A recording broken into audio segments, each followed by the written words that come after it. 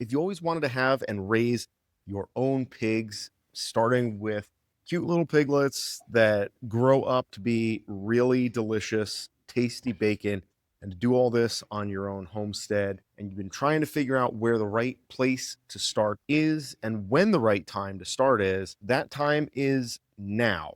And most folks in my area, I'm up in Western New Hampshire, Charlestown, right off the Connecticut River. Most folks in my area are doing pigs in the spring. At least that's when most folks start.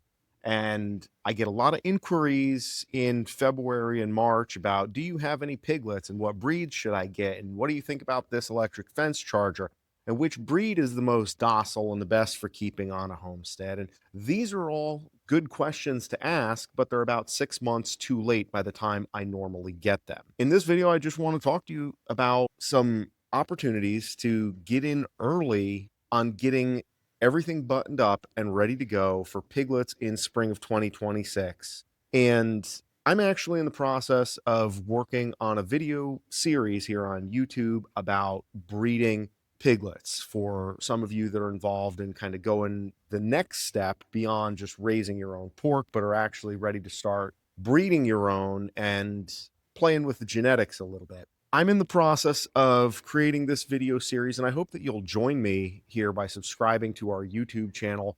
I think the first step is one that also can use a little bit of guidance. And so I want to share with you guys what I've learned in my 4 years breeding and raising hogs on pasture the old fashioned way.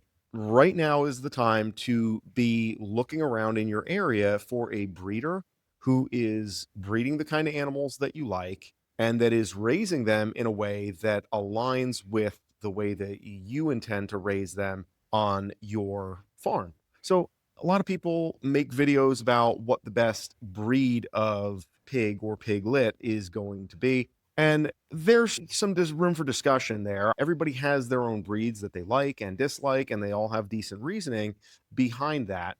But breeds are not as significant as breeding, which is also not as significant as the breeder, because breeding and breeders really are what are going to determine how happy you're going to be with the animals that you have.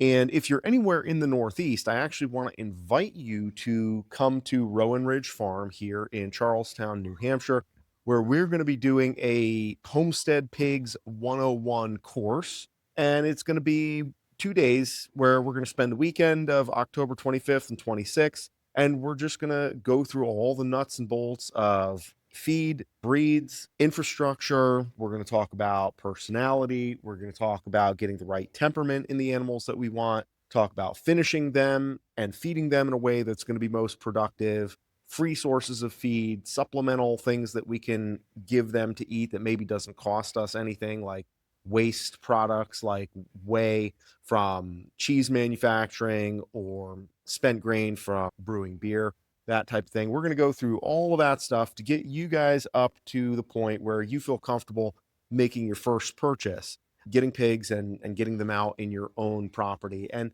I realize that a lot of you may not be from New Hampshire or anywhere in the Northeast where a physical trip out here would be viable, but you can certainly subscribe to this YouTube channel because a lot of what I'm going to be putting into this little 101 course, I'm also going to have made into videos here so that you guys have a chance to follow along and to learn. And when it comes time to actually do the course, I'm going to try to offer a video version of that for a very reasonable fee so that anybody who maybe wanted to attend but wasn't able to make it, you can get a real deep dive on kind of all the ground level stuff that you need to know if you're getting into pigs and you're going to get piglets in the spring. And one of the reasons why I am doing this is because I found that a lot of the questions that I get, and I get very good questions, but I get them at the wrong time.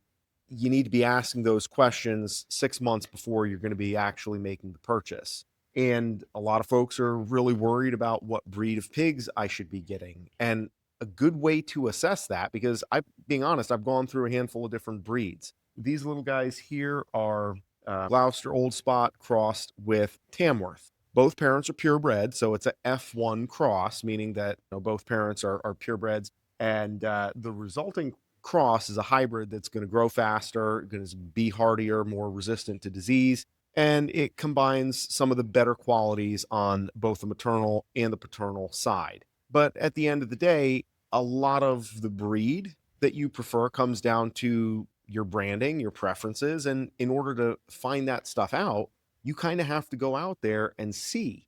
You can't just hear what somebody else says or read it in a book. You kind of have to get your hands dirty a little bit and come and see. So I've gone through a handful of different breeds: Duroc, Tamworth, Gloucester Old Spot, Berkshire, and I'm currently in the Tamworth and Berkshire phase of things predominantly now, where purebreds and crosses, and I also have a couple of old spot sows just for the maternal characteristics specifically, and trying to get a three-way cross to get the most hybrid vigor, that growth factor that comes from crossing purebreds, and try to compound that to really make fast growing and tasty pork. But there's a lot more to it than breed. A lot of it is what you feed, how you feed them, and kind of how you proportion out the feed and how you balance that out. A lot of times people are asking these questions in the spring when the animals that they really want to get have actually already been spoken for around Thanksgiving time.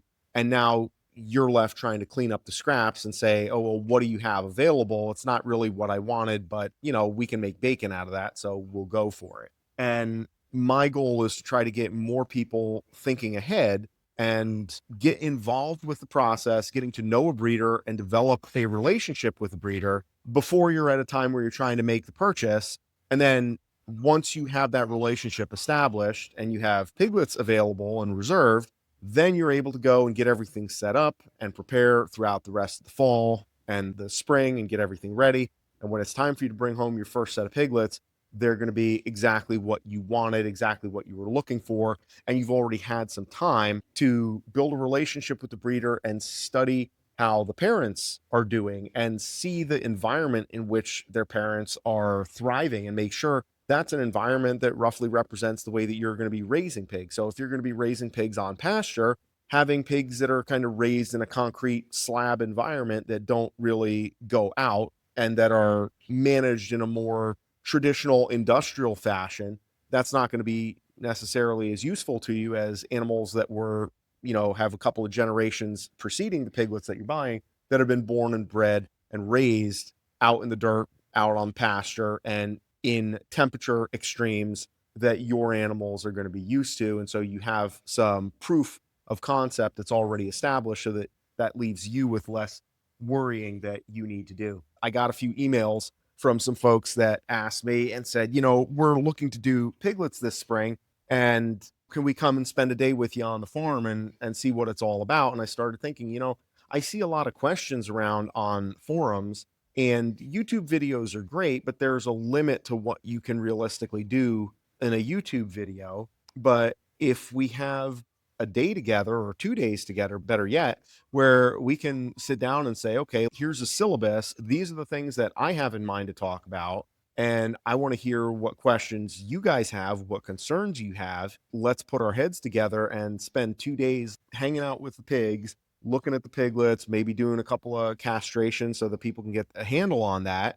And it's a good way to prove what you know, because I'll tell you, for me, I have found that a lot of times it's not a matter of what I know, it's what I know that I know. So, for example, in medicine, where I work in my other job, there's a lot of things that I know in my head, but it's not until I pass a licensing exam that I feel confident enough to be able to go out there and stick my neck out and make decisions and put myself and certainly other people on the line with those decisions. And I think it's the same thing with a lot of different pursuits, where it can be really beneficial to have that training, and collaboration is really what it comes down to, because it's not like I know everything that there is to know by any stretch, but I made a lot of mistakes in my first 4 years. And I've told you guys a story about when I got my first 4 piglets, and I didn't know that you were supposed to have physical fencing behind the electric fence.